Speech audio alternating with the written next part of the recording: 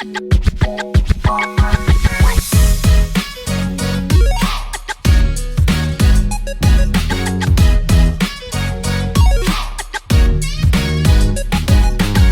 know that solar panel on your roof, or the ones you see in massive farms? They might look pretty simple, but they're in a constant, invisible fight against the laws of physics. Today, we're going to climb the innovation ladder to see the clever engineering tricks that are making solar cells smarter and how they're squeezing more and more power out of every single sunbeam. So let's just get right to it with a big question. We can get nearly all the energy out of water falling down a dam, right? So why is sunlight so different? Why can't a solar panel ever be perfectly 100% efficient? Well, the answer isn't about bad engineering, it's about the nature of light itself. And this fundamental barrier, it actually has a name, the Shockley-Queisser limit. Now, you should think of this less like a world record that's waiting to be broken, and more like a law of nature, like gravity. It basically says that for any solar cell made from just one material, like the silicon in most panels, the absolute tippy-top maximum efficiency it can ever hope to reach is about 33.7%. So what's stopping us from getting that other two-thirds? Okay, so here's the problem in a nutshell. Sunlight isn't just one thing. It's a whole spectrum of different energy levels, kind of like a rainbow. But a silicon cell is tuned to capture just one specific energy level. So if a photon of light comes in with way too much energy, the extra just gets wasted as heat. And if a photon comes in with too little energy, it just passes right through like it wasn't even there. It's a fundamental trade-off you just can't avoid. So how do you get more power if you can't capture every bit of light from the front? Well, the first big step up that innovation ladder was an incredibly simple idea. Why not just use the back too? Now, you might think these two-sided solar cells are a new thing, but this idea has been kicking around for over 60 years. It started with a patent in Japan way back in 1960, got blasted into space with the Soviets in the 70s, and even had its own dedicated factory in Spain by 1981. It took its sweet time to catch on, but today, these bifacial panels are a huge piece of the solar industry. And here's the key difference. A normal, standard solar panel has a solid, opaque back. It only cares about the light hitting it from the front. But a bifacial cell, it has a transparent back, which lets it soak up all the light that bounces off the ground underneath it. Sure, it's a little more complex to make, but it opens up a whole new source of power.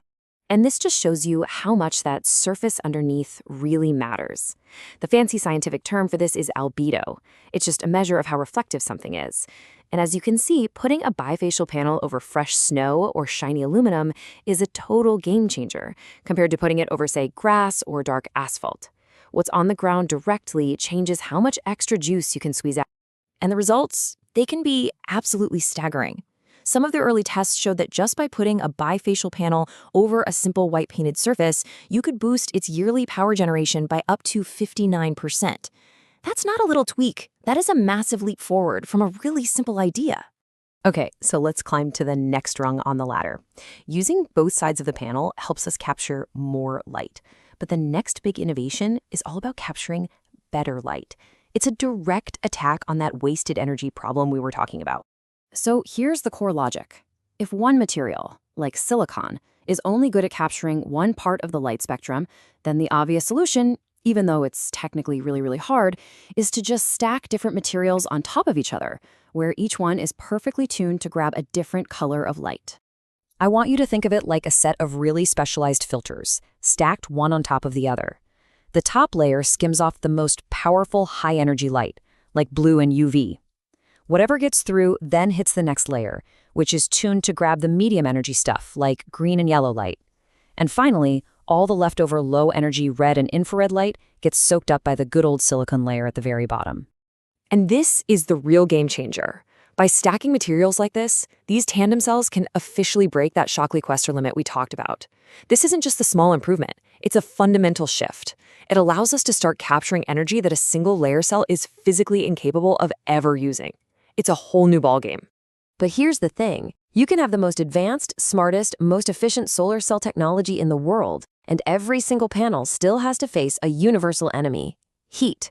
Out in the real world, efficiency isn't just about clever physics. It's about surviving the elements. And the way we measure this is with something called the temperature coefficient. See, all solar panels get their power rating in a perfect lab condition, a nice, cool 25 degrees Celsius or 77 Fahrenheit. The temperature coefficient tells you exactly how much power you lose for every single degree the panel's actual temperature climbs above that perfect number. And this chart, well, it shows you the brutal reality of a hot summer day. That panel that's rated for 260 watts in the lab, on a sunny roof, it can easily get hot enough to cook on. And at that temperature, its actual real-world output can drop by over 16%. That is a huge amount of power that is just vanishing. Yeah, a pretty good rule of thumb is that you lose about 0.5% of power for every single degree Celsius the temperature goes up. Now, that might not sound like a lot, but on a hot afternoon, it really adds up. This isn't some minor detail. It is a critical calculation for anyone planning a real-world solar project. So, where do we possibly go from here? Well, the great thing is, this innovation ladder doesn't really have a top. The research to build better, more efficient, and tougher solar cells is happening all the time. And the future is packed with cool ideas. You've got new materials like perovskites, which are cheap and can be layered on top of silicon to make super efficient tandem cells. Scientists are also creating better coatings, a process called passivation, to basically seal the cell and stop energy from leaking out. They're even rethinking the basic wiring, trying to replace the expensive silver we use now with much, much cheaper copper. The whole shebang is being constantly reevaluated. So the technology inside a single solar cell has been on this incredible journey of improvement for over 70 years, from a lab curiosity to these advanced cells we have today. But that brings us to the final, really important question. The technology is clearly getting smarter and smarter.